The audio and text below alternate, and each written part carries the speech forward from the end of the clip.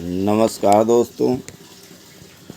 आज हम तथागत बुद्ध के उपदेश गलती से भी हमें अपने मन की आकांक्षाओं का दमन नहीं करना चाहिए। क्यों? मालूम होना चाहिए कि सोतापन्ना की अवस्था एक शुद्ध व निर्मल मन की अवस्था होती है। सोतापन्ना की अवस्था को जानने से पहले हमें अपने मन की अवस्थाओं को जानना व समझना अत्यंत आवश्यक है कि आखिर हमारा अपना मन कैसे व्यवहार करता है और इसका स्वभाव कैसा है। इसके संदर्भ में जब हम देखते हैं तो पाते हैं शुद्ध मन सदैव शीतल होता है, अर्थात सुकून व राहत से भरा हुआ होता है। वैसे मन का कार्य तो केवल सोचना होता है, परंतु यह हमारा मन शांति, सुकून और राहत चाहता है। ये मन का मूल स्वभाव होता है। तो हमारे मन की जो प्रकृति है वह हमारे अंदर सदैव सुकून, शांति व राहत की है।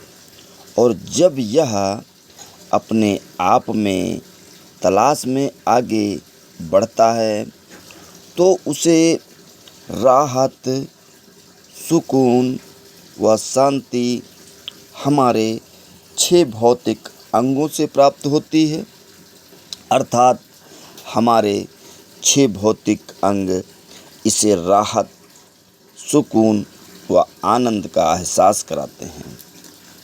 परंतु बाह्य संवेदनाएं जो हमारे मन को आनंद का एहसास कराती हैं वो सभी अनित्य होती हैं, अर्थात क्षणभंगुर होती हैं, वो नष्ट हो जाने वाली होती हैं। जैसे किसी सुखद संवेदना का अंत होता है वैसे ही तुरंत हमारा मन पुनः सुखद संवेदनाओं की तलाश में लग जाता है और फिर वह इच्छाओं को जन्म देता है। फिर यही हमारा अनियंत्रित मन इच्छाओं के भंवरजाल में फंसकर दुखों को उत्पन्न करता है। इस अवस्था में एक विशेष परिस्थिति का निर्माण होता है जिसमें फिर व्यक्ति अपने मन के वश में हो जाता है, अर्थात मन व्यक्ति को अपने नियंत्रण में ले लेता है और फिर मन जैसा चाहता है व्यक्ति ठीक वैसा ही उसी के अनुरूप कार्य करता है। मन क्षणिक आनंद, क्षणिक सुखद संवेदनाओं के एहसास के पीछे अपनी आकांक्षाओं को सतत लगातार उत्पन्न करता रहता है और वो उसी के पीछे पीछे दौड़ता रहता है और उसका परिणाम वो दुखों को उत्पन्न कर देता है। जब व्यक्ति अपने मन के नियंत्रण में हो जाता है तभी दुखों का समुदय होता है।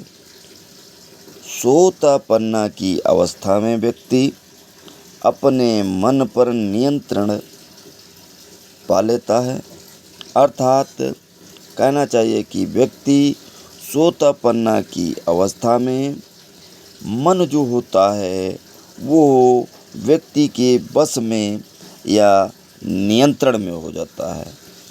तो ये होता है कैसे? ये इतना आसान भी नहीं होता है, इसलिए हमें अपने मन की अलग अलग स्थितियों या 6 दशाओं को हमें समझना होगा। जैसे कि जितनी हमारी तृष्णाएं, इच्छाएं उत्पन्न होंगी, उतना ही हमारे भौतिक जीवन में दुख, व्याकुलता, बेचैनी बढ़ेगी। इस समीकरण को हमें अच्छी तरह से समझना होगा कि हमारे भौतिक जीवन में जैसे जैसे तृष्णाओं या इच्छाओं को हम बढ़ाते जाएंगे, उसी क्रम में यह जीवन को दुखों के रूप में व्याकुल करती हैं। ऐसा कभी नहीं होता है कि जीवन में इच्छाएं हों और दुख व व्याकुलता ना हो। अर्थात जब इच्छाएं, तृष्णाएं होंगी तो दुख तो उत्पन्न होना ही है। यह एक दूसरे के समानुपाती इज डायरेक्टिव प्रोपोर्शनल होते हैं। अर्थात तृष्णा इज डायरेक्टिव प्रोपोर्शनल दुख। अर्थात जितनी तृष्णाएं उतनी ही व्याकुलता। आगे समझने का प्रयास करते हैं कि ये तृष्णाएं या इच्छाएं उत्पन्न कैसे होती हैं। द्वादश निदान के संदर्भ में 12 कार्य कारणों की श्रृंखला के अंतर्गत 4 कारणों का उल्लेख करना यहाँ पर आवश्यक है। जैसे किसी विषय अर्थात नाम रूप का स्पर्श जब हमारे 6 भौतिक अंगों से होता है, तभी हमारे अंदर वेदनाएं उत्पन्न होती हैं, अर्थात सुखद संवेदनाएं। और यही हमारी सुखद संवेदनाएं हमारे अंतःमन को क्षणिक आनंद का एहसास करा करके गायब हो जाती हैं। क्योंकि अब जो यह क्षणिक आनंद है, यह हमारे अंतःमन को एक सुखद अनुभूति कराता है, और सुखद अनुभूति क्षणिक होने की वजह से गायब हो जाती। गायब हो जाने पर फिर से हमारा मन उसी प्रकार की संवेदना या इच्छा को उत्पन्न करता है कि हमें फिर से वही सुखद अनुभूति चाहिए। अर्थात इस प्रकार यह उपादान को उत्पन्न करती है।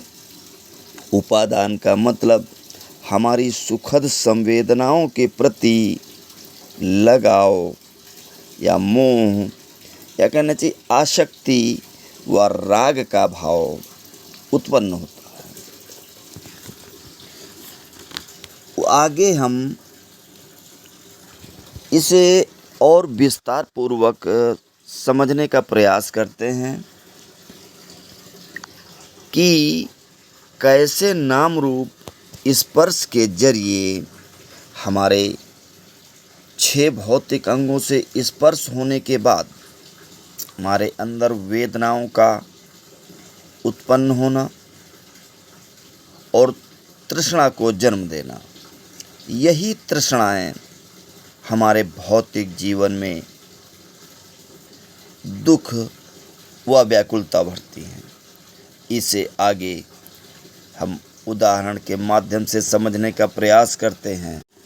जैसे हम किसी अपने करीबी दोस्त या रिश्तेदार या जान पहचान वाले के बड़े से घर में जब जाते हैं, तो वहाँ पर नाम रूप है शरीर और आँखें, शरायतन का उस घर में रहना, स्पर्श, उस घर में सभी भौतिक सुख सुविधाओं से आनंद या आराम की अनुभूति या वेदना का उत्पन्न होना, और इसी तरह से घर की इच्छा तृष्णा को जन्म देती है, और फिर यही तृष्णा हमारे मन को दुखी व व्याकुल करने लगती है। ऐसे में इसी तरह जैसे गाड़ी का और स्वादिष्ट भोजन खाने के बाद भोजन नाम रूप का शरीर जीव सलायतन से स्पर्श, मतलब खाने से स्वादिष्ट स्वाद का एहसास होना, बार बार स्वादिष्ट भोजन खाने की इच्छा जागृत होना, ये वेदना का उत्पन्न होना तृष्णा को जन्म देती है, जिससे हमारा मन दुखी व व्याकुल होने लगता है।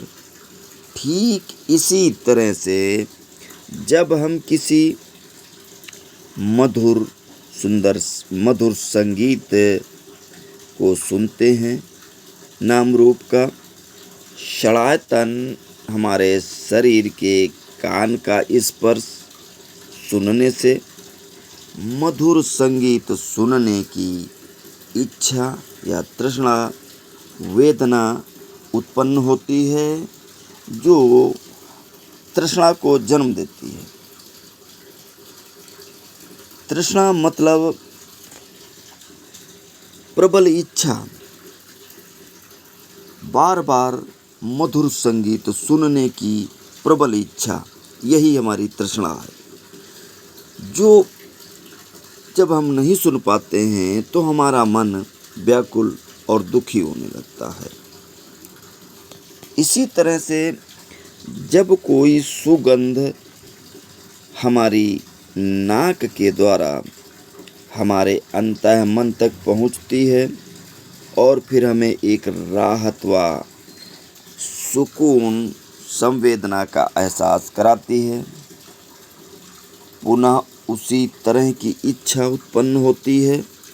ये उत्पन्न प्रबल इच्छाएं, तृष्णा हमारे मन को दुखी या व्याकुल करने लगती है।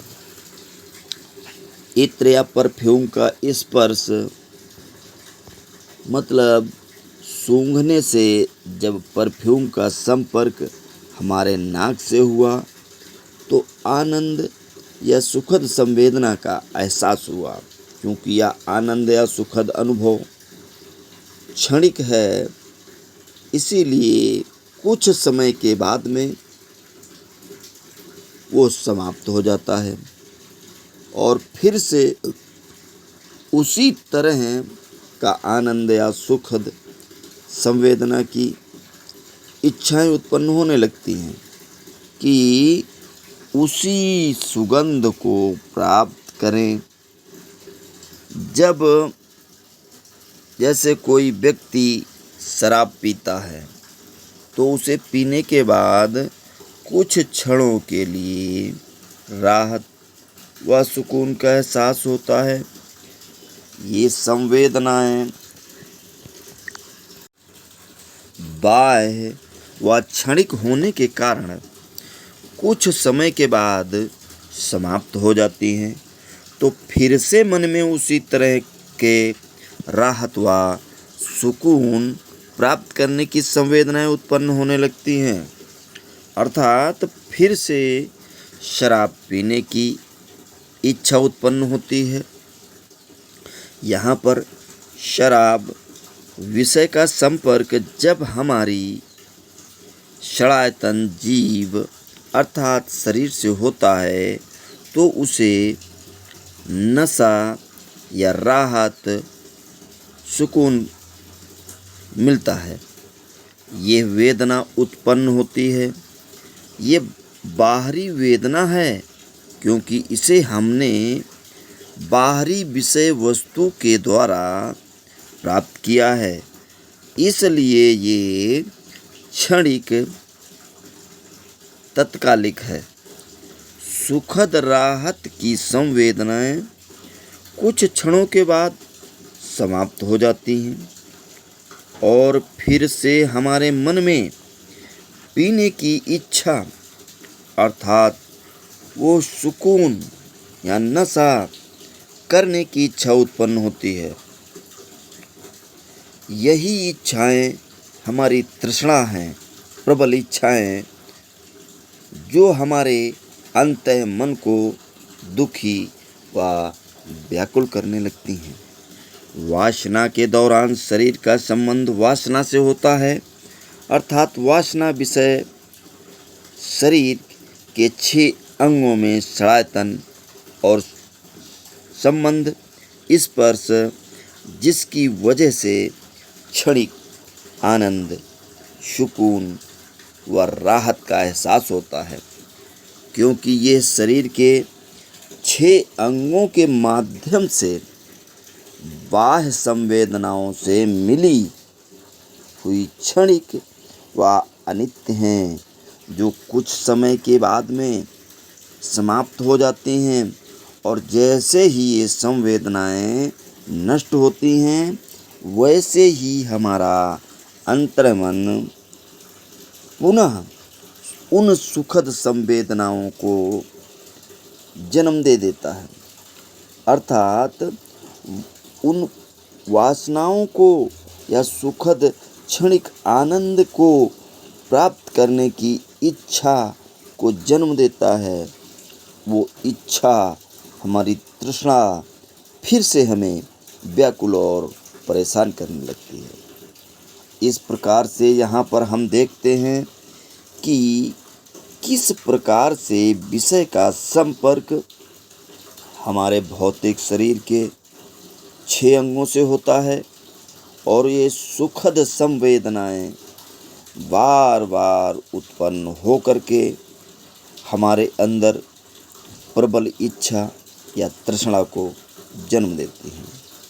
तृष्णा एक असंतुष्ट अंग के माध्यम से उत्पन्न हुई है, या ऐसा कहें कि हम ये जो हमारे अंदर प्रबल इच्छा, बलवती हुई इच्छा उत्पन्न हुई है, जो हमें व्याकुल किए हुए है, ये जो हमारे 6 भौतिक अंग हैं वो सभी असंतुष्ट हैं, उनके माध्यम से उत्पन्न हुई है।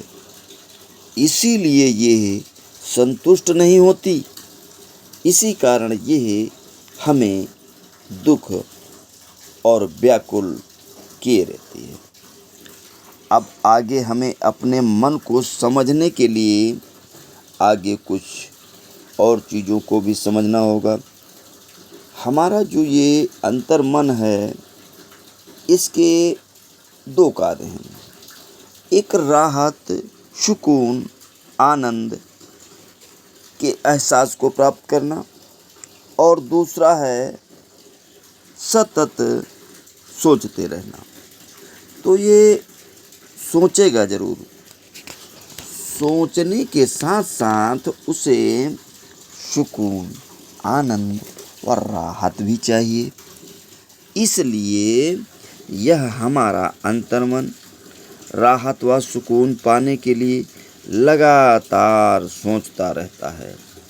यहाँ पर एक इस तरह की परिस्थिति उत्पन्न होती है कि जब व्यक्ति मन के वश में हो जाता है तो वह व्यक्ति सुखद संवेदनाओं के भागने की तरह से इच्छाओं को उत्पन्न करता है। तो अब इसे सुकून व राहत चाहिए। ये कहाँ है? यह हमारे 6 अंगों में है, या हम कह सकते हैं ये हमारे 6 अंगों से जो सुखद संवेदनाएं मिलती हैं उसमें हमारे अंतः मन को सुकून व राहत मिलती है। और हमारे शरीर के ये सभी 6 अंग असंतुष्ट हैं, अनित्य हैं। इनके माध्यम से जो मिलने वाली सुखद संवेदनाएं या सुखद अनुभूति का आनंद जो है वो अनित्य है, क्षणभंगुर है, अर्थात नष्ट हो जाने वाला है। और जब ये सुखद संवेदनाएं नष्ट हो जाती हैं तो हमारा अंतर्मन फिर से सोचना शुरू करता है कि इन्हें कैसे प्राप्त किया जाए, और बार बार हमारा मन इन्हीं 6 अंगों के माध्यम से उन सुखद पलों को, उन सुखद संवेदनाओं की ओर जाकर फिर राहत, सुकून पाने का प्रयास करता है। अर्थात तृष्णा या हमारी प्रबल बलवती हुई इच्छाओं को उत्पन्न करता है। अनजाने में यही तृष्णा हमारे अंतर्मन को दुखी व व्याकुल करती रहती है। हमारा जो अंतर्मन है, इसका मूल स्वभाव राहत, सुकून व शांति का एहसास करना है, या इसे चाहिए। इसके लिए यह सोचना शुरू करता है। यदि हम स्वयं अपने अंतर मन को सोचने का कार्य नहीं देते हैं तो यह सोचेगा हमारे 6 अंगों के द्वारा सुखद संवेदनाओं को प्राप्त करेगा। क्योंकि ये सुखद संवेदनाएं संतुष्ट नहीं हैं तो हमारे मन में तृष्णा या इच्छाओं को उत्पन्न करती हैं। जितनी ये इच्छाएं उत्पन्न होती हैं वो सभी हमारे अंतर्मन में एकाग्रचित होती जाती हैं। बाहरी अंगों के द्वारा मिली हुई सुखद संवेदनाएं सभी क्षणिक व अनित्य होती हैं। इन सुखद संवेदनाओं ने एक सुखद एहसास अर्थात राहत व सुकून दिया है। इसीलिए हमारा मन बार बार भटक कर उन संवेदनाओं की ओर खींचा चला जाता है और इच्छाओं को बार बार उत्पन्न करता है। जितनी बार ये इच्छाएं होती हैं उतनी बार हमारा अंतर्मन उसी अनुपात में दूषित होता चला जाता है।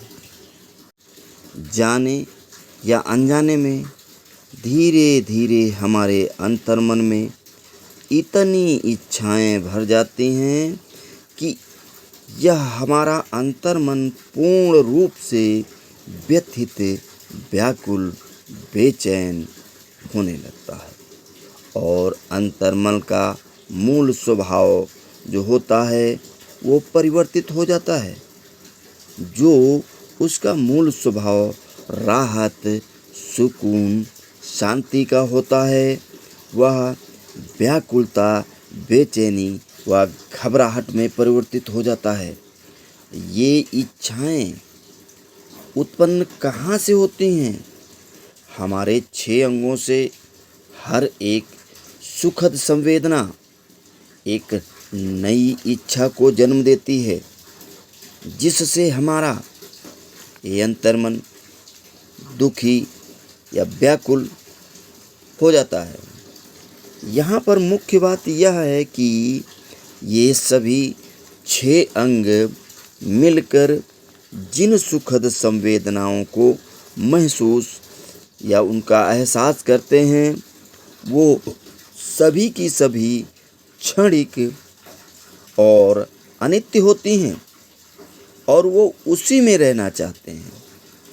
इनके समाप्त होने पर यह अंतर्मन बहुत सारी इच्छाओं को अपने अंदर सजो के रखता है या सजो के रखता जाता है और यही हमारा अंतर्मन आगे चल कर के फिर व्याकुलता, बेचैनी व घबराहट हमारे मन को व्याकुल कर देता है, जो दुखों को उत्पन्न कर देते हैं। यहाँ पर जब हम इस परिस्थिति को समझ जाते हैं कि ठीक है, हमारा जो अंतर्मन है वह हमारे 6 अंगों के माध्यम से उत्पन्न होने वाली इच्छाओं के कारण हमें व्यथित करता रहता है। इस सत्य को जानने के बाद फिर हमें क्या करना चाहिए, जिससे इन न अनचाही इच्छाओं से छुटकारा मिल सके। कई बार हम ऐसा देखते हैं कि जब व्यक्ति को ये एहसास होता है कि यह गलत है या सही नहीं है, इससे हमें छुटकारा पा लेना चाहिए। और इससे छुटकारा पाने का भी उस तरीका है। इसे एक उदाहरण के माध्यम से हम समझने का प्रयास करते हैं कि जैसे कोई एक व्यक्ति शराब पीता है, तो शराब पीने के बाद एक सुखद संवेदना जागृत होती है और जिससे उसे क्षणिक राहत या आनंद का एहसास होता है। कुछ समय बाद वह नष्ट हो जाती है और फिर से वह व्यक्ति दुखों के दलदल में घिर जाता है। लोग कहते हैं कि शराब नहीं पीना चाहिए और वह भी जानता है कि शराब अच्छी चीज़ नहीं है, फिर भी वह निर्णय लेता है या डिसीजन करता है कि अब मैं शराब नहीं पीऊँगा। मतलब अपनी इच्छाओं का वह दमन कर रहा है, और जैसे ही वह अपनी इच्छाओं का दमन करता है या दबाता है, तो 2, 4, 6 दिन बीतने के बाद फिर वह उसी जगह पर जाता है और इतनी शराब पीता है कि इससे पहले कभी उसने नहीं पी थी। अब यहाँ पर प्रश्न यह उठता है कि हम जानते हैं कि ये इच्छाएं हमारे अंदर दुखों को उत्पन्न करती हैं, इनसे छुटकारा कैसे पाएं? जब हम इन इच्छाओं का दमन करते हैं तो हमारे अंदर एक अजीब तरह की बेचैनी, छटपटाहट होने लगती है। ये इच्छाएं फिर हमें उसी जकड़न में ले लेंगी जिनसे हम छुटकारा पाना चाहते हैं। तो फिर आखिर इनसे बचा कैसे जाए? आगे अब तथागत बुद्ध इस संदर्भ में कहते हैं कि इन अवस्थाओं को जानना बहुत ही आवश्यक है और इन अवस्थाओं के आगे व पीछे घटित होने वाली घटनाओं को भी जानना उतना ही आवश्यक है। तो तथागत बुद्ध खुद्दक निकाय के गुहठक सुत्त में कहते हैं, तृष्णा के दलदल में फंसकर व्यक्ति की क्या अवस्था होती है। अल्प जल वाले क्षीण जलाशय की मछलियों के समान तृष्णा के वशीभूत हो तड़फड़ाने वाले को देखो। इसे देख भवों में आसक्ति न करता हुआ तृष्णा रहित हो विचरण करें। अर्थात ये सारी परिस्थितियाँ तृष्णा के जरिए ही उत्पन्न हुई हैं और तृष्णा को खत्म करने के पश्चात ही हमें इनसे छुटकारा मिल सकता है। इस संदर्भ में तथागत बुद्ध कहते हैं कि उन सभी घटनाओं को घटित होते हुए सही तरीके से समझना बहुत ही परम आवश्यक है। इसके आगे और पीछे की घटनाओं को जब हम सही जानेंगे, तब तक हम छुटकारा नहीं पा सकते। तृष्णा को समझते हुए आगे कारुणिक तथागत बुद्ध खुद्दक निकाय में कहते हैं कि अरे तृष्णे, मैंने तेरी जड़ को देख लिया है। तेरा उत्पाद इच्छाओं में होता है, तो मैं इच्छा ही नहीं करूँगा, जिससे तू अस्तित्व में ही नहीं आ पाएगी। यहाँ पर महामानव कारुणिक तथागत बुद्ध इसे समझाते हुए कहते हैं कि हमें तृष्णा को अच्छी तरह से समझना होगा। बहुत ही महत्वपूर्ण है। जब हम तृष्णा के व्यवहार को समझ लेंगे या उसे अच्छी तरह से जान लेंगे कि आगे चलकर यह दुखों को उत्पन्न करेगी और हमारा ही नुकसान करेगी, तो हम अपनी इच्छा ही नहीं करेंगे। और जब हम इच्छा ही नहीं करेंगे तो तृष्णा अस्तित्व में ही नहीं आ पाएगी। तो फिर वही पे यह प्रश्न उठता है कि हम कैसे इच्छाओं को ना करें। क्या इच्छाओं का दमन कर दें? तो यहाँ पर तथागत बुद्ध प्रज्ञा की बात करते हैं कि हमें अपने अंदर इच्छाओं का दमन नहीं करना है। हमें अपने अंदर प्रज्ञा को जागृत करना होगा, उसे जानना व समझना होगा। हमें अपनी बुद्धिमत्ता को जागृत करना होगा। तृष्णा व इच्छाओं के व्यवहार को अच्छी तरह से समझना होगा। उसके आगे पीछे बहुत ही बड़ी गहराई से समझना होगा। हर घटनाक्रम को जब हम अपने अंदर भाव उत्पन्न होता है, तब हमें समझ में आएगा कि यह व्यवहार आगे चलकर दुखों को उत्पन्न करता है और हमें व्याकुल करेगा। और जब यह प्रज्ञा जागृत होती है, तब उसे सत्य का एहसास होता है। प्रज्ञा को जागृत करने के लिए कारुणिक तथागत बुद्ध विपश्यना की बात करते हैं। हो सकता है कि आपको प्रज्ञा जागृत करने में या अपने सही मार्ग को जानने में कुछ कठिनाइयों का सामना पड़ सकता है। तो यहाँ पर विपश्यना के जरिए वो प्रज्ञा को जागृत करने की बात करते हैं। जैसे ही हम विपश्यना के माध्यम से प्रज्ञा को जागृत करते हैं, तो इसके आगे और पीछे होने वाली सभी घटनाओं को जान लेते हैं, अर्थात सहदृष्टि या सम्यक दृष्टि का एहसास होता है। और जब हम सही दिशा को पहचान जाते हैं, तो हमारे अंदर अपने आप में एक ऐसी परिस्थिति का निर्माण होता है कि इस प्रकार की अवस्थाएं व इच्छाएं स्वतः नष्ट होने लगती हैं।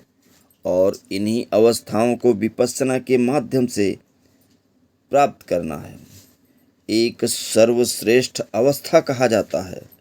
हमारे 5 अंगों के द्वारा प्राप्त होने वाली संवेदनाएं क्षणिक, तत्कालिक, अनित्य व असंतुष्ट होती हैं।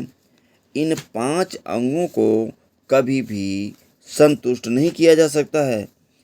जितना हम इन्हें संतुष्ट करने का प्रयास करते हैं, उतना वे और तृष्णा के दलदल में फंसती चली जाएंगी और दुखों को उत्पन्न करेंगी। हालांकि यह मार्ग कठिन है और अनुभव के स्तर पर लाना इसे और मुश्किल होता है, लेकिन इसे और सरल करने के लिए कारुणिक तथागत बुद्ध विपश्यना के मार्ग का सहारा लेने की बात करते हैं। इन सभी परिस्थितियों को जानकर, स्वीकार कर उनका अनुसरण करने के लिए हमें विपश्यना की आवश्यकता होती है। विपश्यना हमें इस अवस्था को प्राप्त करने में मदद करती है। इस अवस्था को कारुणिक बुद्ध ने सोतापन्ना की अवस्था कहा है, अर्थात हमारे अंदर ज्ञान का बोध होता है, प्रज्ञा जागृत होती है। यहीं पर एक सबसे बड़े राज का पर्दाफाश होता है कि सोतापन्ना की अवस्था में हमें सुकून, राहत और शांति का अनुभव होता है। इसे फलदायी अवस्था भी कहा जाता है, अर्थात फ्रूटफुल सिचुएशन भी कह सकते हैं। इस अवस्था में हमें असीम शांति, सुकून और राहत मिलता है, जो हमारे 5 अंगों के माध्यम से कभी नहीं मिल सकता। सुखद संवेदनाएं सुकून व राहत व शांति से कई गुना श्रेष्ठ होता है। इस अवस्था का बोध होते ही हम उसमें खो जाते हैं और यही हमारे मन की स्वाभाविक अवस्था है।